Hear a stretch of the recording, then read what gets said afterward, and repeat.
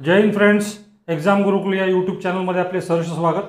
मित्रांनो, इयत्ता 10वी मराठी माध्यम याचा जो अभ्यासक्रम आहे इतिहास आणि राज्यशास्त्राचा, या पूर्ण विभागावरती आपण संपूर्ण व्हिडिओ सिरीज घेणार आहोत। प्रत्येक धडा इत्थंभूत माहितीसह देणार आहोत आणि त्याच प्रक्रियेचा भाग म्हणून राज्यशास्त्र धडा दुसरा जो की आहे निवडणूक प्रक्रिया आपण आज घेणार आहोत।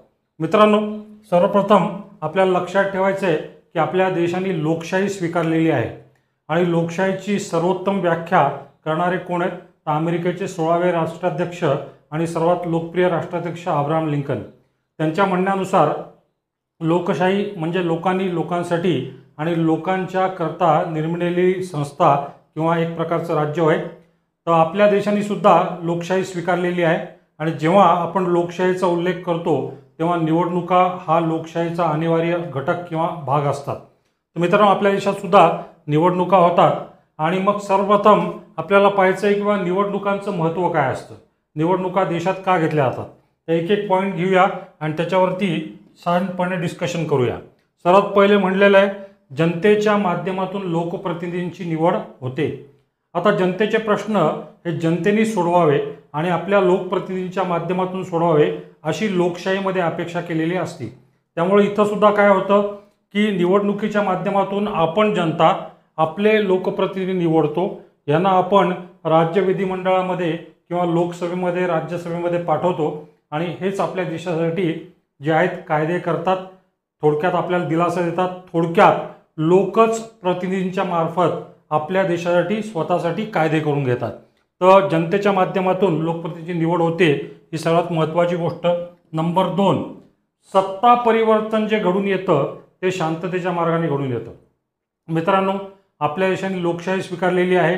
बाकीचे आपल्या देशाच्या शेजारचे देश जर आपण पाहाल तिथं आपल्याला हुकुमशाही पाहायला मिळते किंवा लष्कराची राजवट पाहायला मिळते। फॉर एक्झाम्पल पाकिस्तानमध्ये नाममात्र लोकशाही आहे, खरी सत्ता जी आहे ती तेथील लष्कराच्या हाती आहे। पण भारतात मात्र लोकशाहीची पाळंमुळं ही गेल्या 70पेक्षा अधिक वर्षापासून जी रुजलेली आहे। आणि मग आपल्या देशात जे काही सरकार निर्माण होतं तर ऑब्व्हियसली सत्ता परिवर्तन म्हणूया आपण त्याला, हे कोणत्या मार्गाने होत असतं तर शांततेच्या मार्गाने मतांद्वारे होत असतं। म्हणजे 2014 पूर्वी काँग्रेसची सत्ता होती, 2014 नंतर भाजपची सत्ता आली आणि इथं काही भाजप आणि काँग्रेसमध्ये एका प्रकारचं युद्ध झालेलं नाही आहे शस्त्रबिस्त्र घेऊन। इथं जे काही सत्तांतर झालेलं आहे हे मतांच्याद्वारे झालेलं आहे, शांततेच्या माध्यमातून झालेलं आहे आणि 2014 पासून भारतामध्ये भाजप प्रणित आघाडीचं सरकार आहे। तर शांततेच्या मार्गाने सत्ता परिवर्तन होतं। नंबर 3, विविध राजकीय पक्षांना राज्यकारभाराची संधी प्राप्त होते।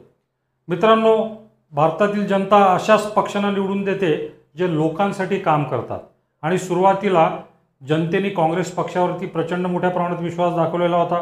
कालांतराने विश्वास घटत गेला, त्यामुळं भाजपचं सरकार 2014ला सत्तेवरती आलं। कदाचित भाजपनी सुद्धा जनतेचा विश्वास जर गमावला तर लोक परत एकदा काँग्रेस पक्षाला निवडून देतील। अशा प्रकारे विविध पक्षांना सत्ता कारभारात भाग घेण्याची संधी मिळते, राज्यकारभारात भाग घेण्याची संधी मिळते। नंतर सातत्याने देशात जर निवडणुका होत असतील दर 5 वर्षांनी किंवा काही ठराविक अंतराने तर 100% लोकशाहीची दोस्तांनो काय होत असते, जोपासनाच होत असते आणि याच्यामुळं समाज जीवनात आमूलाग्र बदल घडून येतो। दोस्तांनो, निवडणुकांमुळे समाज जीवनात आमूलाग्र बदल घडून येतो। ज्या प्रकारचं सरकार देशामध्ये असेल त्या सरकारची जी ध्येय धोरणं असतात त्या ध्येय धोरणानुसार सुद्धा समाज जीवनात जो आहे बदल घडून येतो। त्यामुळं लोकशाहीमध्ये निवडणुकीचं महत्त्व जे आहे ते अनन्यसाधारण आहे। आता निवडणुका म्हटलं की त्याला उभे राहणारे उमेदवार असायला पाहिजे। राजकीय पक्ष आपले उमेदवार उभे करतात आणि या राजकीय पक्षांच्या उमेदवारांपैकी आपण काही उमेदवार निवडून देतो आणि त्यांनाच आपण काय म्हणणार, लोकप्रतिनिधी, लोकांचा प्रतिनिधी असं आपण त्यांना संबोधणार। आता लोकप्रतिनिधी कसा असावा याचे काही क्रायटेरियाज आहेत, काय काय गोष्टी अभिप्रेत आहेत। सर्वात पहिले, लोकप्रतिनिधीला जनतेच्या प्रश्नांची जाणीव असावी। लोकप्रतिनिधीला जनतेच्या प्रश्नांची जाणीव असावी। कुठं जनतेला कोणती गोष्ट पाहिजे याची जोपर्यंत जाणीव नसेल तोपर्यंत एखादा व्यक्ती खऱ्या अर्थाने लोकप्रतिनिधी होऊ शकत नाही. नंबर 2, तो लोकप्रतिनिधी चारित्र्यवान असावा. ठीक आहे, he should be a man of character. त्याची विश्वासार्हता फार मोठ्या प्रमाणात असावी. तो प्रामाणिक असावा आणि तो अतिशय काय असावा, नम्र असावा. साधारणतः पाहिलं जातं की गुन्हेगारी प्रवृत्तीचे लोक जे आहेत ते राजकारणामध्ये येतात, त्यामुळे ऑब्व्हियसली ते चारित्र्यवान असू शकत नाहीत, ते विश्वासार्ह पण नसतात आणि गुन्हेगारी जगतात वावरल्यामुळे प्रामाणिकपणाचा आणि त्यांचा दुरान्वय संबंध नसतो आणि गुन्हेगार कधी नम्र असू शकत नाही. त्यामुळं अशा सर्व लोकांना दूर ठेवून चारित्र्यवान, विश्वासार्ह, प्रामाणिक व नम्र अशा लोकप्रतिनिधींची निवड होणे अपेक्षित आहे. नंतर नंबर 3, हा लोकशाही व्यवस्थेमध्ये आस्था ठेवणारा असावा. त्याचा लोकशाहीवरती विश्वास असावा. लोकशाहीवरती जर विश्वास नसेल, त्याचा ठोकशाहीवरती किंवा हुकुमशाहीवरती विश्वास असेल तर तो लोकप्रतिनिधी म्हणून कधीच काम करू शकत नाही. त्यामुळे तो लोकशाही व्यवस्थेमध्ये आस्था ठेवणारा असावा. आणि नंबर 4, जनतेच्या भावनांची कदर करणारा असावा. आता आपण पाहतो निवडणुकीच्या अगोदर प्रत्येक पक्षाचे उमेदवार घरोघरी जातात, वडीलधाऱ्यांच्या पाया पडतात, अतिशय याचकासारखी पदांसाठी याचना करतात, पण एकदा ते निवडून गेले की नंतर मात्र आपल्या मतदारसंघाकडे दुर्लक्ष केलेलं त्यांनी पाहायला मिळतं. तर असा लोकप्रतिनिधी आपल्याला नको. तो जनतेच्या भावनांची कदर करणारा असावा. फक्त निवडणुकीच्या काळात त्यांनी जनतेच्या भावनांची कदर करू नये. आता आपल्या देशामध्ये दोस्तांनो प्रातिनिधिक लोकशाही आहे. ह्याच्या मागचं कारण असं आहे की आपल्या देशाचा विस्तार फार मोठा असल्याकारणाने पूर्ण जनता एखाद्या गोष्टीवरती निर्णय घेऊ शकत नाही. त्यामुळं आपण काय करतो, आपले प्रतिनिधी जे आहेत ते निवडून पाठवतो आणि आपले प्रतिनिधी जे आहेत ते आपल्यासाठी किंवा आपल्या देशासाठी जे आहेत ते महत्त्वपूर्ण निर्णय घेत असतात. तर दोस्तांनो एक शब्द लक्षात ठेवायचा की आपल्या देशामध्ये कोणत्या टाईपची लोकशाही आहे. आपल्या देशामध्ये प्रातिनिधिक लोकशाही आहे. आपल्याला लोकप्रतिनिधी कसा असावा या संदर्भातले महत्त्वाचे मुद्दे आहेत. या प्रकारे पैशाचं गबन करणारा प्रतिनिधी आपल्याला बिलकुल नसावा. नंतर दोस्तांनो आपल्याला पाहायचं आहे की आपल्या देशात ज्या काही निवडणुका होतात त्या निवडणुका कोण कंडक्ट करतं, तर त्या निवडणुका कंडक्ट करणारा एक आयोग असतो ज्याला आपण काय म्हणतो, निवडणूक आयोग. इंग्लिशमध्ये याला म्हणणार मी काय, इलेक्शन कमिशन. आणि नावातच सर्व सार सामावलेलं आहे की आपल्या देशात निवडणुका घेण्याची जबाबदारी कोणाची आहे, तर निवडणूक आयोगाची. आणि निवडणूक आयोगाची स्थापना कोणत्या वर्षी झालेली आहे, ती झालेली आहे 1950 साली. 1950 साली आपल्या देशामध्ये निवडणुका झाल्या, कारण की 1947ला भारत स्वतंत्र आला होता ब्रिटिशांच्या जोखडातून. आणि 3 वर्ष जे काय आहे कालावधी गेल्यानंतर आपल्याला आपल्या देशामध्ये स्वतःच्या निवडणुका घ्यायच्या होत्या आणि त्या निवडणुका घेण्यासाठीच निवडणूक आयोगाची स्थापना 1950ला करण्यात आली. भारतीय राज्यघटनेमधलं कलम 324 जे आहे त्याच्यामध्ये आपल्याला निवडणूक आयोगाचा उल्लेख केलेला पाहायला मिळतो.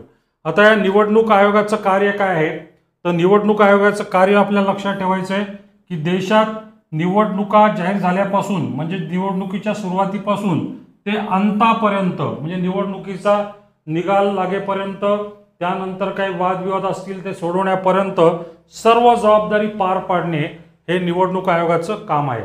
आणि निवडणूक आयोग दोस्तांनो एक स्वतंत्र अशी यंत्रणा आहे. ठीक आहे, याच्यावरती सरकारचं नियंत्रण नसतं. निपक्षपातीपणे यांनी निर्णय घ्यावा हे अपेक्षित असल्याकारणाने ही एक स्वतंत्र यंत्रणा म्हणून कार्यान्वित झालेली आहे. आता या निवडणूक आयोगाला खर्चासाठी सुद्धा स्वतंत्र तरतूद करण्यात आलेली आहे की जो काही खर्च करायचा आहे त्यांनी आपल्या आपल्या संसाधनातून खर्च करायचा आहे, जेणेकरून सरकारवरती अवलंबित्व त्याचं कमी होईल आणि निपक्षपातीपणे हे निर्णय घेऊ शकतील. निवडणुकीच्या संदर्भात सरकारचा कोणताही त्यांच्यावरती दबाव येणार नाही, म्हणून खर्चासाठी स्वतंत्र तरतूद केलेली आहे. आणि दोस्तांनो निवडणूक आयोगाकडं स्वतःचा कर्मचारी वर्ग असतो का, तर निवडणूक आयोगाकडे स्वतःचा कर्मचारी वर्ग नसतो.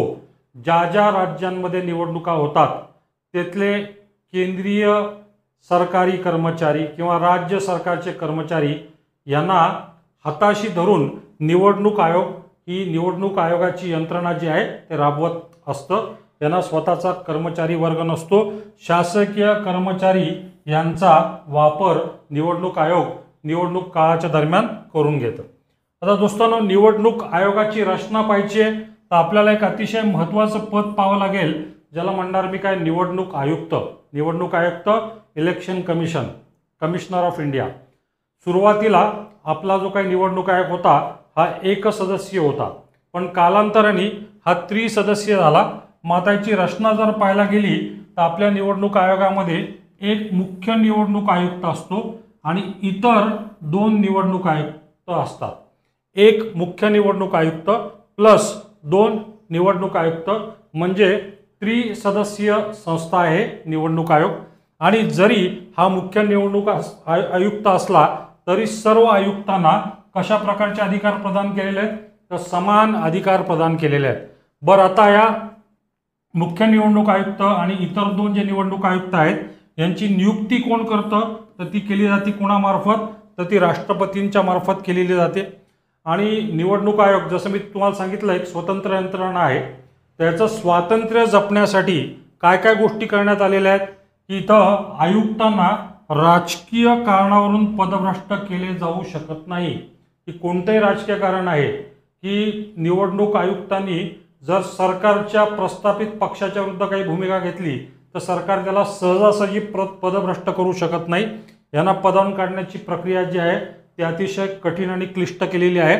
त्यामुळं निवडणूक आयोगाचं स्वातंत्र्य जे आहे ते जपलं जातं. दोस्तांनो, ही गोष्ट लक्षात ठेवा. तर आपल्या देशाचे पहिले निवडणूक आयुक्त कोण होते, who was the first chief election commissioner of India, त्यांचं नाव होतं सुकुमार सेन.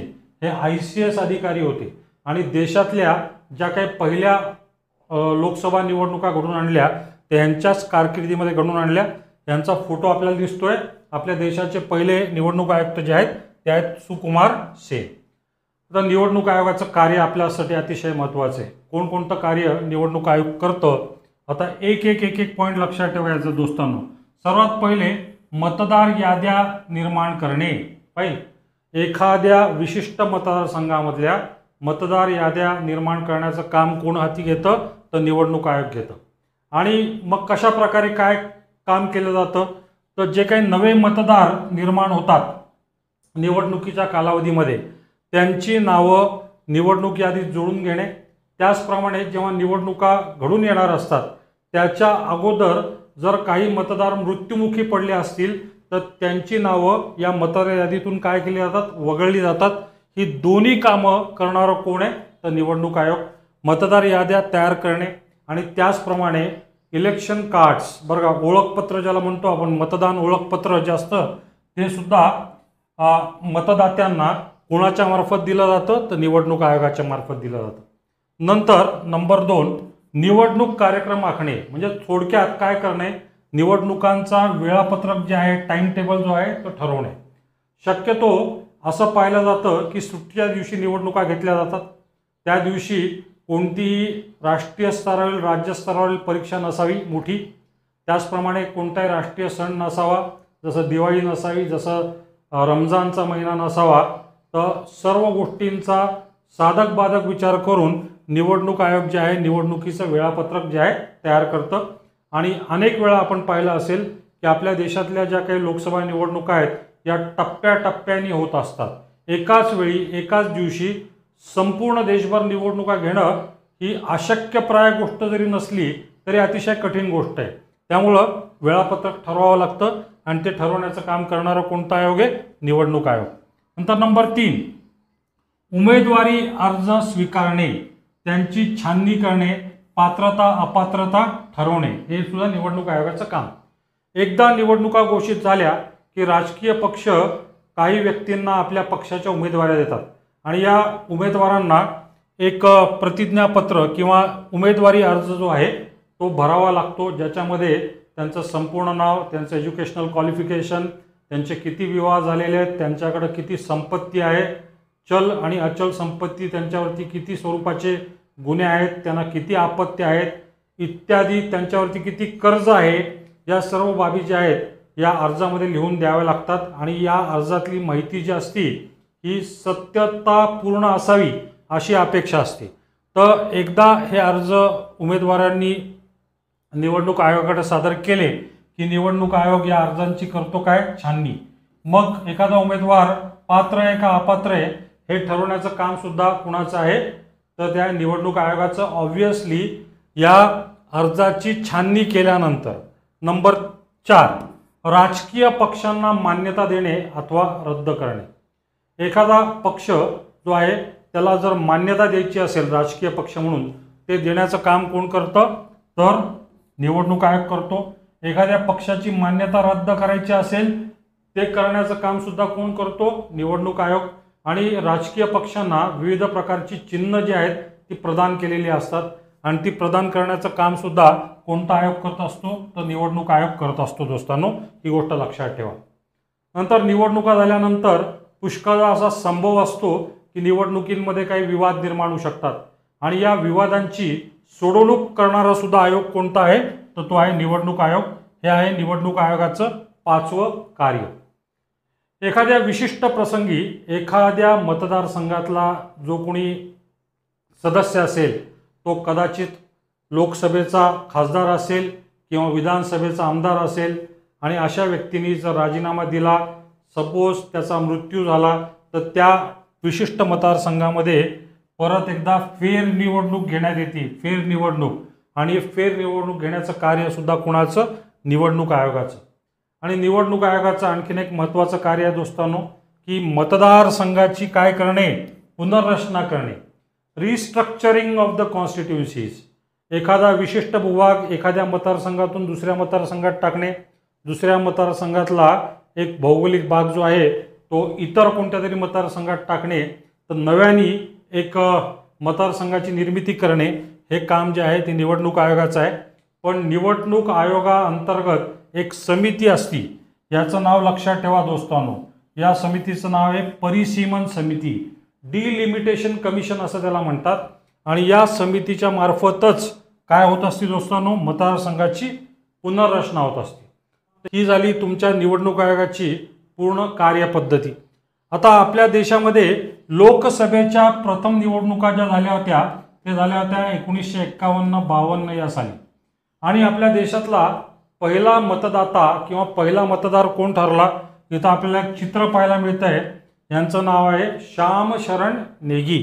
आणि श्यामशरण नेगी कोणत्या राज्याचे रहिवासी होते, हिमाचल प्रदेशचे. हे आपल्या देशातले पहिले मतदार आहेत. आणि कोणत्या विशिष्ट तारखेला कोणत्या वर्षी यांनी मतदान केलं, तर दोस्तांनो 25 ऑक्टोबर 1951ला यांनी प्रथमतः मतदान केलेलं होतं.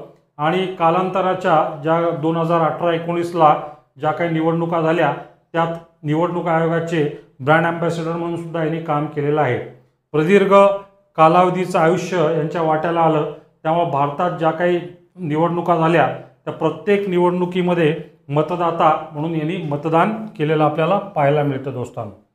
आता आपण निवडणूक आयोगाची कार्य पाहिली. आता आपल्याला पाहिजे निवडणूक प्रक्रिया. कशा कशा पद्धतीने निवडणूक प्रक्रिया हाती घेतली जाते. सर्वप्रथम दोस्तांनो काय होतंय पहा, मतदारसंघाची काय होतीये, निर्मिती होतीये. फाईन. आपल्या देशामध्ये सद्यस्थितीला 543 लोकसभा मतदारसंघ आहेत. या मतदारसंघाची निर्मिती होते. मतदारसंघाची निर्मिती झाल्यानंतर त्या मतदारसंघातल्या मतदार याद्या निर्माण केल्या जातात. म्हणजेच काय, नव्या मतदारांचा मतदार यादीत समावेश केला जातो. मृत्युमुखी पडलेल्या मतदात्यांना त्या यादीतून वगळण्यात येतं. आणि एकदा मतदार याद्यांची निश्चिती झाली की मग नामांकन पत्र व छाननी प्रक्रिया सुरू होते. विविध राजकीय पक्ष आपले उमेदवार घोषित करतात. हे उमेदवार आपले जे अर्ज आहेत निवडणूक आयोगाला सादर करतात. निवडणूक आयोग या अर्जांची पूर्ण छाननी प्रक्रिया करतं आणि नंतरच मग ज्या आहे त्या निवडणुका कंडक्ट करण्याचा आदेश देतं. मग याच्यानंतर होतो काय मित्रांनो, निवडणुकीचा प्रचार. आपण पाहतो की निवडणुकीच्या काळामध्ये रिक्षातून माईक घेऊन ताई माई अक्का, विचार करा पक्का, कमळावरती मारा शिक्का, पंजावरती मारा शिक्का, धनुष्यबाणावरती मारा शिक्का, या प्रकारचा जो काही प्रचार जो आहे तो केला जातो. TV चॅनल्सवरती मोठ्या मोठ्या वादविवादामध्ये राजकीय नेते जुंपलेले असतात. आणि एकदा निवडणूक प्रचाराच्या तोफा थंडवल्या की मग होतो काय, प्रत्यक्ष मतदान ॲक्च्युअल वोटिंग होतं, ॲक्च्युअल वोटिंग. आणि प्रत्यक्ष मतदान झाल्यानंतर मग होणार काय, मतमोजणी. मतमोजणी होणार. मतमोजणी झाल्यानंतर एखादा उमेदवार विजय घोषित होणार आणि मग दुसऱ्या उमेदवारांनी विजयी उमेदवारावरती काही आक्षेप घेतले तर काही वादविवाद निर्माण होणार. मग निवडणुकीच्या मतमोजणीनंतर लागणार मित्रांनो निवडणुकीचा निकाल. आणि काही वादविवाद निर्माण झाले तर होणार निवडणूक विवादांचं निराकरण. आणि हे सुद्धा सर्व कोण करणार आहे, तर निवडणूक आयोग करणार आहे. दोस्तांनो, हा फ्लो चार्ट लक्षात ठेवावा. प्रथमतः होती मतदारसंघाची निर्मिती, त्यानंतर होतात मतदार याद्या निश्चिती, त्यानंतर नामांकन पत्र व छाननी प्रक्रिया, त्यानंतर वास्तविक निवडणूक प्रचार, त्याच्यानंतर होतोय दोस्तांनो प्रत्यक्ष मतदान. प्रत्यक्ष मतदानानंतर होतीये मतमोजणी. मतमोजणीनंतर लागतोय निवडणुकीचा निकाल. आणि या निवडणुकीच्या निकालानंतर काही वादविवाद निर्माण झाले तर त्याची सोडवणूक किंवा त्याचं निराकरण करण्याचं काम सुद्धा निवडणूक आयोग करतं. आपण पाहतोय इथं निवडणूक प्रचाराचं जे काही चित्र पाहायला मिळतं आहे की विविध पक्षांचे चिन्ह असलेले बॅनर्स किंवा प्लॅकार्ड्स जे आहेत ते विकले जात आहेत. तर ही झाली दोस्तांनो निवडणूक प्रक्रिया. आता जेव्हा निवडणूक आयोग निवडणूक प्रक्रिया राबवत असतं तेव्हा निवडणूक आयोग निवडणूक आचारसंहिता लागू करतं. निवडणूक आचारसंहिता, याला इंग्लिशमध्ये म्हणतो आपण काय, कोड ऑफ कंडक्ट. आता आचारसंहिता म्हणजे काय असतं की आपल्या देशातल्या निवडणुका या खुल्या आणि निर्भीड वातावरणात घेतल्या जाव्या ही निवडणूक आयोगाची, त्याचप्रमाणे जनतेची सुद्धा अपेक्षा असते. त्यामुळं या निवडणुका खुल्या व निपक्षपाती पद्धतीने व्हाव्यात म्हणून काही नियमावली निवडणूक आयोगाने तयार केलेली असते. आणि या नियमावलीलाच आपण काय म्हणतो, आचारसंहिता. जसं मी तुम्हाला सांगितलं याला इंग्रजीमध्ये म्हणतात काय, कोड ऑफ कंडक्ट. आता ही जी नियमावली आहेत किंवा हे जे नियम आहेत किंवा ही जी आचारसंहिता आहे याचं पालन कुणी कुणी करायला पाहिजे, सरकारने करायला पाहिजे, राजकीय पक्षांनी करायला पाहिजे, मतदारांनी करायला पाहिजे आणि राजकीय पक्षांतर्फे जे कोणी उमेदवार उभे आहेत त्या सर्वांनी निवडणूक आचारसंहितेचं पालन करणं हे अभिप्रेत आहे. फाईन. आता आचारसंहिता कशासाठी निवडणूक आयोग सादर करतं, तर ह्याच्यामुळं काय होतं, निवडणूक काळात जो काही गैरप्रकार होतो किंवा पैशाचा गैरवापर होतो तो रोखला जाऊन सामान्य जनतेला एक दिलासा मिळतो की आपण अतिशय न्यायप्रिय वातावरणामध्ये निपक्षपाती वातावरणामध्ये आपण मतदान केलेलं आहे आणि आपल्या मताचंच म्हणजे लोकमताचं सरकार जे आहे ते सत्तारूढ होऊन आपल्या देशासाठी कायदे करणार आहे. आता आचारसंहितेमध्ये प्रत्यक्ष मतदानाच्या 48 तास अगोदर प्रचार थांबवावा लागतो. म्हणजे दोस्तांनो, समजा या महिन्याच्या 3 तारखेला जर निवडणूक होणार असेल म्हणजे मतदान होणार असेल त्याच्या 48 तास अगोदर म्हणजे 1 तारखेलाच सर्व राजकीय पक्षांना आपल्या प्रचाराच्या तोफा ज्या आहेत त्या किंवा प्रचाराच्या तलवारी म्हणूया आपण त्या मॅन करून ठेवाव्या लागतात. तुम्हाला त्या कालखंडामध्ये 48 तासामध्ये तुम्हाला प्रचार करता येत नाही. नंतर आचारसंहितेचा एक भाग म्हणजे धर्माच्या आधारावरती मते मागणे हा आचारसंहितेचा ठरतो काय दोस्तांनो, भंग. भारत हा धर्मनिरपेक्ष देश आहे. सर्व धर्मांना आपल्या देशामध्ये समान वागणूक मिळते.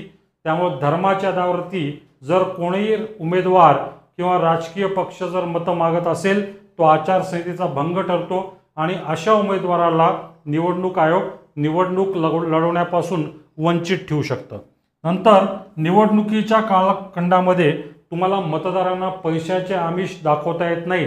पैसे देऊन जर तुम्ही मतं मागत असाल तर हा सुद्धा काय होतो दोस्तांनो, निवडणूक आचारसंहितेचा निवडणूक आयोगाने जी काय आचारसंहिता लागू केली आहे त्याचा भंग झाल्याचाच एक प्रकार आहे. तर आपल्या देशामध्ये मुक्त व न्याय निवडणुका घेण्यातील खरी आव्हानं काय आहेत, कोणकोणती ऑब्स्टॅकल्स आहेत ज्याच्यामुळे खरंच निवडणुका इझिली कंडक्ट करता येत नाहीत. तर सर्वात पहिल्यांदा लक्षात घ्या दोस्तांनो, आपल्या देशाचा भौगोलिक विस्तार अतिशय प्रचंड आहे. पहा तुम्ही आपल्या देशाचे क्षेत्रफळ किती मोठं आहे, 32,87,263 चौरस किलोमीटर. जगात 7व्या क्रमांकाचा विस्तार किंवा क्षेत्रफळ असलेला आपला प्रचंड मोठा देश आहे.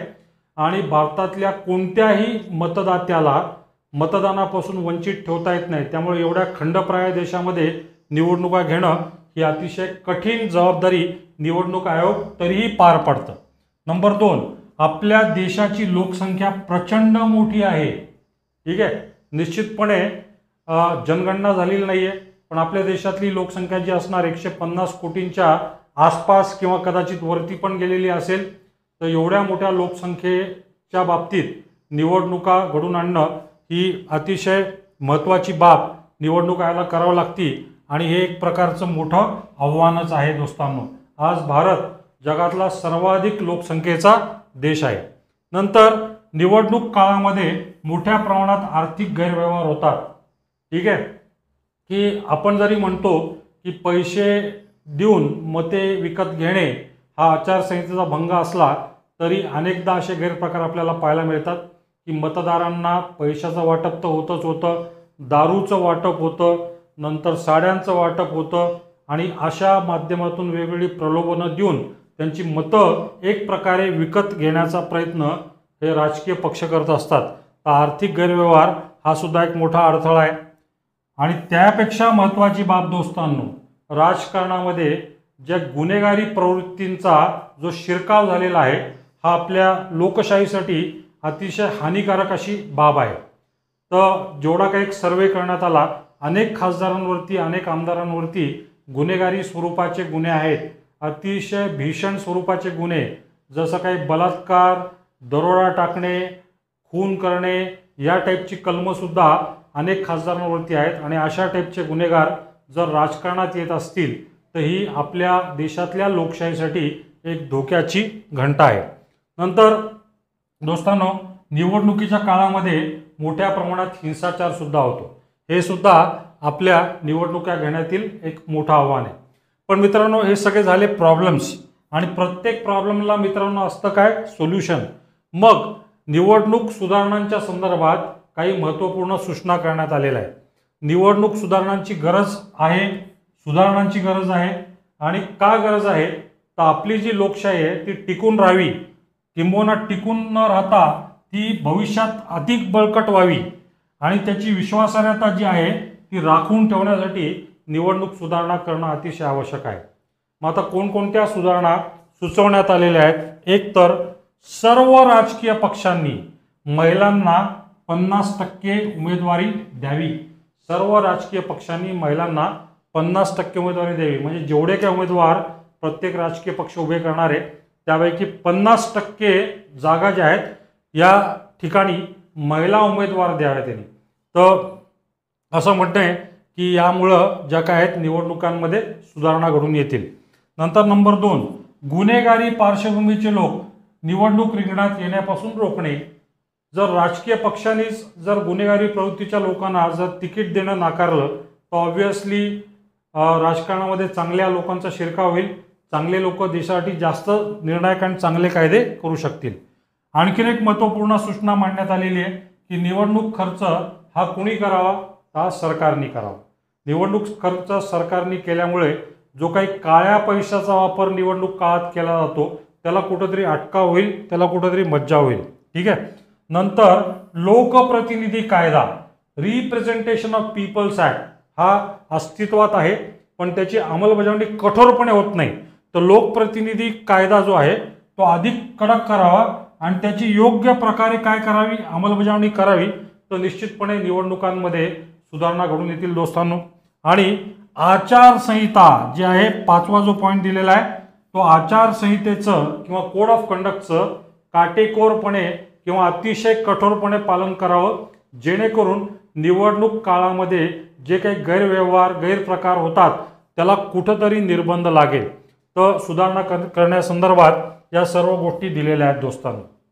आता जसं मी आपल्याला सांगितलं की आपल्या देशातल्या पहिल्या लोकसभा निवडणुका 1951-52 साली झाल्या, तर तेव्हा वापरली जायची काय मतपेटी, आणि तुम्हाला दिसते पहा इथं एक प्रकारचा एक मतदान बॉक्स आहे, स्टीलची पेटी होती, स्टीलची पेटी। आणि पहिल्या लोकसभा निवडणुकीत म्हणजे 1951-52ला ज्या काही पहिल्या लोकसभा निवडणुका झाल्या तेव्हा 20 लाख स्टीलच्या पेट्या तयार करण्यात आल्या होत्या। प्रत्येक पेटीवरती त्या त्या पक्षाचं चिन्ह लावलेलं होतं आणि मग मतदानाची जी प्रक्रिया आहे ती झालेली होती. पण ही अतिशय क्लिष्ट आणि त्रासदायक आणि वेळखाऊ आणि महागडी प्रक्रिया होती. तर या मतपेटीचा वापर आहे ना 1951-52 पासून कोणत्या सालापर्यंत जवळपास करण्यात आला, 2004 सालापर्यंत याचा वापर करण्यात आला आणि 2004 नंतर मात्र वेगळी पद्धती आपल्या देशांमध्ये कार्यान्वित करण्यात आली. आता निरक्षर लोकांना सुद्धा मतदान करता येणं शक्य झालं. कशामुळं? या मतपत्रिकेमुळं आणि या मतदान बॉक्समुळं. पण ह्याच्यापेक्षा जास्त अद्ययावत जो काही प्रकार जो आहे तो आपण निर्माण केलेला आहे की एक इलेक्ट्रॉनिक वोटिंग मशीन EVM नावाचा प्रकार आणलेला आहे. पहा आपण 2004 पासून संपूर्ण देशामध्ये बॅलेट बॉक्स किंवा तुमचा जो काही मतपेटी जी आहे त्याच्याऐवजी इलेक्ट्रॉनिक वोटिंग मशीनचा वापर सुरू झाला. याचा वापर प्रायोगिक तत्वावरती 1998 पासूनच करण्यात आला होता आणि हा प्रयोग यशस्वी झाल्यानंतर मग 2004 पासून संपूर्ण देशभर या इलेक्ट्रॉनिक वोटिंग मशीनची जी आहे ती व्याप्ती वाढवण्यात आली होती. आता इलेक्ट्रॉनिक वोटिंग मशीनचे फायदे काय आहेत ॲज कम्पेअर्ड टू मतपेटी? तर इथं एक लक्षात घ्या की मतपेटीमध्ये तुम्हाला मतदान पत्रिका टाकाव्या लागायच्या आणि हजारो टन लाखो टन कागद तुम्हाला लागायचा. आता इलेक्ट्रॉनिक वोटिंग मशीनमध्ये तुम्हाला बटन दाबलं की तुमचं मत जे आहे ते नोंदवलं जातं. त्यामुळं एक सर्वात महत्त्वाचा फायदा जे आहे ते वृक्षतोड थांबली. कारण कागद निर्मितीसाठी तुम्हाला फार मोठ्या प्रमाणात वृक्षतोड करावं लागणार आणि वृक्षतोड थांबल्यामुळं ऑब्व्हियसली पर्यावरणाचं संगोपन झालं. दोस्तांनो, वृक्षतोड थांबलेली आहे, पर्यावरणाचा ऱ्हास होण्यापासून थांबलेला आहे, म्हणजेच काय झालेलं आहे, पर्यावरणाचं संगोपन झालेलं आहे. नंतर मतमोजणी ही जलद गतीने झाली. कारण की या पद्धतीमध्ये मतपेटीच्या पद्धतीमध्ये मतमोजणीला खूप वेळ लागायचा, प्रचंड वेळ लागायचा. मात्र इलेक्ट्रॉनिक वोटिंग मशीनमध्ये मतमोजणी जलद गतीने व्हायला लागली. नंतर सरकारी यंत्रणांवरचा ताण सुद्धा काय झालेला आहे, कमी झालेला आहे. सरकारी यंत्रणांवरती जेव्हा ताण येतो तेव्हा मग जनतेची कामं जी आहेत ती रखडली जातात. त्यामुळे सरकारी यंत्रणांवरचा ताण कमी करण्यासाठी सुद्धा EVMचा वापर हा अतिशय फायदेशीर ठरलेला आहे. आणि याच्यामुळं काय झाले दोस्तांनो, दिव्यांगांना मतदान करणं अतिशय सोपं झालेलं आहे. ज्यांना आपण हँडिकॅप म्हणतो, आज आपण त्यांना दिव्यांग नावाने ओळखतो, त्यांना मतदान करणं अतिशय सोपं झालेलं आहे. तर या मतपेटीची आणि EVMची जर तुलना केली तर EVM मतपेटीपेक्षा कितीतरी पटीने सरस ठरलेला आहे. आता या मतदान प्रक्रियेसंदर्भात दोन महत्त्वाच्या संज्ञा आपल्याला लक्षात ठेवायच्या आहेत. एक आहे काय दोस्तांनो, नोटा. नोटाचा लॉंग फॉर्म लक्षात ठेवा, नन ऑफ द अबाव. म्हणजे इलेक्ट्रॉनिक वोटिंग मशीनमध्ये उमेदवारांची नावं त्यांच्यासमोर एक बटन सादर केलेलं असतं आणि सर्वात शेवटी तळाला एक नोटा नावाचं बटन असतं.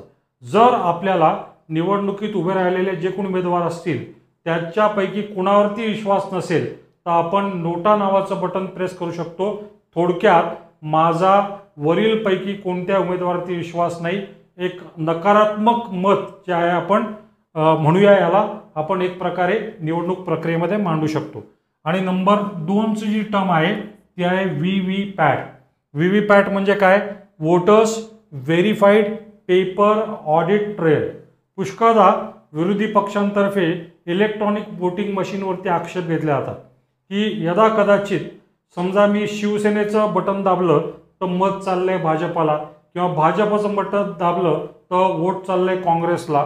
एक प्रकारे निवडणुकीत गोंधळाची स्थिती निर्माण होती. तर कोणत्या मतदारांनी आपल्याला आपण ज्या पक्षाला मतदान दिलेलं आहे का नाही याची पडताळणी करण्यासाठी बटन दाबल्यानंतर आपल्या डोळ्यासमोर एक छोटीशी स्लिप जाती आणि ज्या पक्षाला आपण मतदान केलं ते चिन्ह त्याच्यावरती येतं.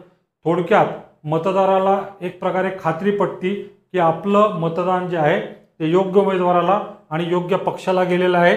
हे सर्व शक्य झालेलं आहे कोणत्या प्रणालीमुळे, तर हे झालेलं आहे VVPAT प्रणालीमुळे. मित्रांनो, आपल्या देशात दर 5 वर्षांनी निवडणुका घेतल्या जातात आणि निवडणुकांचे 3 प्रकार सांगितलेले आहेत. सर्वसाधारण निवडणुका किंवा सार्वत्रिक निवडणुका. ज्या निवडणुका दर 5 वर्षांनी घेतल्या जातात त्या निवडणुकांना मी म्हणणार सार्वत्रिक निवडणुका किंवा सर्वसाधारण निवडणुका. जसं आता 2024 साली निवडणूक झालेली आहे, मग पुढची निवडणूक होणं अभिप्रेत आहे 2029ला. तर या दोन्ही निवडणुका ज्या झाल्यात दोस्तांनो, ते झाल्यात कोणत्या निवडणुका? सार्वत्रिक निवडणुका. नंतर मध्यावधी निवडणुका.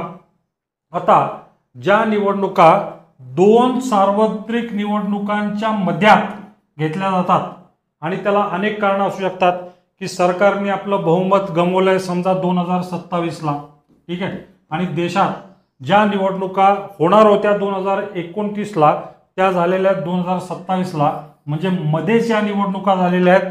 तर त्या निवडणुकींना मी मध्यावधी निवडणुका म्हणणार. मुदतीच्या अगोदर जर सरकार अल्पमतात आलं तर या मध्यावधी निवडणुका घेण्यात येतात दोस्तांनो. आणि नंबर 3ची जी निवडणूक आहे ती आहे पोट निवडणूक.